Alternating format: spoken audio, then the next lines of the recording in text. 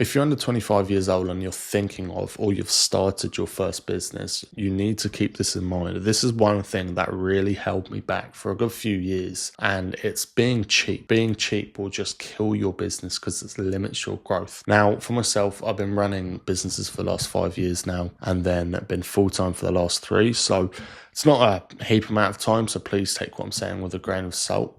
This is more for advice for my previous self if I was starting, and this is just kind of what has helped me along the way. So yeah, I think with being cheap, it just there's multiple avenues you can go down. There's A, which is efficiency. B, there is the actual overall quality, and I don't think there's a C, but anyway. But with A, with efficiency, you can buy back your time from not being cheap. There's a line to it. Fuck off. There's a line to it. There's obviously, don't just be a retailer and just spend money for the sake of it. And when I say being cheap, I mean a lot of it is kind of cheaping out on equipment, or cheaping out on subscriptions, or cheaping out on hires. Being cheap from that, you get the bottom of the barrel, everything, and it really doesn't lead you anywhere. So I'm running a video editing agency, been doing that for the last, in the video editing space for the last 3 years now. And then, so one thing for myself was I was very scared to spend money on just expenses within the business, because it was more from a greed standpoint, but it's fucking stupid, because my perspective was, if I can save more money, I'm making more money. But then if you don't invest into your business, you're not really going to make more money. So you could stay stuck at making $4,000 a month, great, and you have a 95% profit margin, great. Or you can make $20,000 a month and have a 75% margin, or even lower, and you're making a lot more money. So a lot of it is literally just a matter of kind of spending $1 today to earn more tomorrow. So with video editing, for example, I don't want to talk about many other businesses because I don't have much experience in that, but for video editing and the agency game, it's like things like having good equipment, having a good laptop, good mouse, good keyboard, all of that, and good cameras and lighting and things like that to promote the business as well.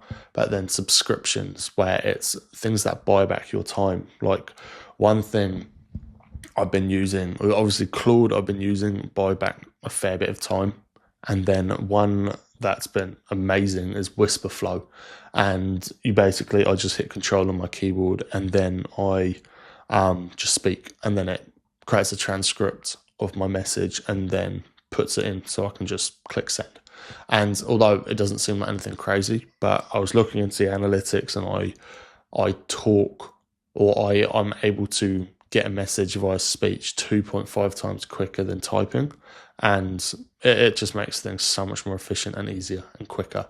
So, and it's like $20 a month. So from that, you can little things like that, whether it's Claude, where it can do just some task, or it's a brainstorming thing, whatever, it's great. It's like, I used to be on the $200 a month plan, and it was like I didn't really need all of it, so I've downgraded, but still I'm able to buy back my time with that. With Whisperflow, I'm able to. And then if you look at, then there's the quality of service or quality of product aspect of it as well.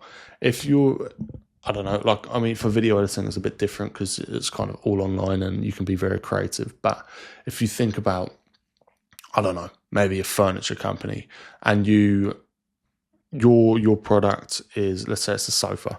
I know fuck all about this industry and product, but it's just an example.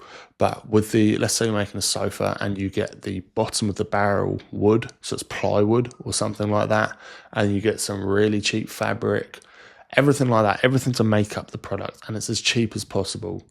The product's going to be shit, and people still want it maybe, but it's going to be incredibly cheap pricing.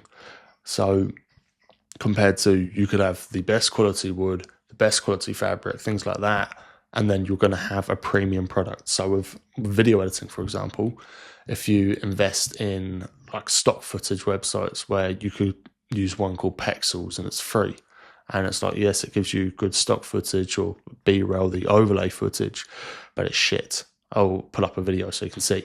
It's terrible. And it's just not good quality. But then if like one I use Artlist, then it's a lot more expensive. It's like $700 a year, and they only let you do it annually. But most editors won't invest into that. But then their quality is so much better. And obviously there's the knowledge part of it as well, and the skill. Like you have to be, for video editing, you have to be good. It's like the sofa. You could be a terrible craftsman but have the best quality materials. It means nothing. But if you're good at what you do, invest into good assets, and it's going to make you so much more money, and the perception of your service just increases so much more. So kind of a C, if you will, is the expansion of your business, and it's the kind of the riskier side of it, putting money in today to earn more tomorrow. So it's like, for myself, I think I've spent so far $6,000 on ads, and it's like, that's, in some people's eyes, that's literally nothing. I'll spend that in a day. But then I'm just trying to kind of, like for myself, running meta ads. And then if I can get one person to sign on, it's like you make your money back within the month.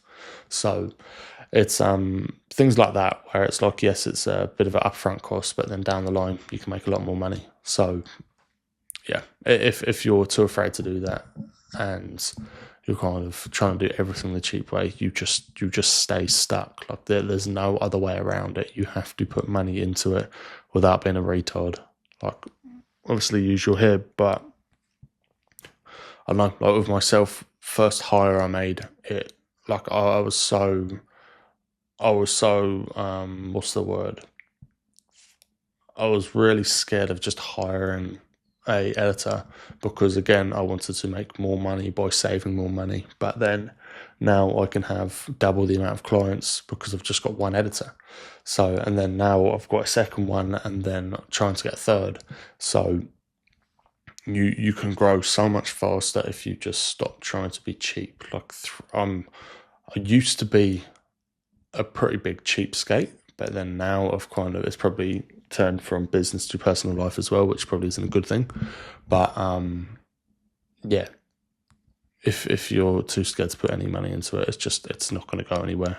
You have to take the risk, and also just buy back your time, which is a lot of it, and do the high leverage tasks. Because like with the editing, it was very simple editing tasks that anyone could do for a much cheaper price for my hourly rate, and I was trying to save money, which was just stupid.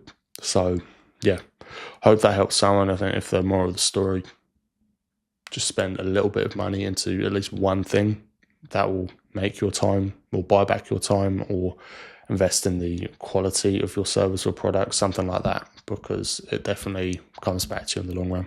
But yeah, have a good one.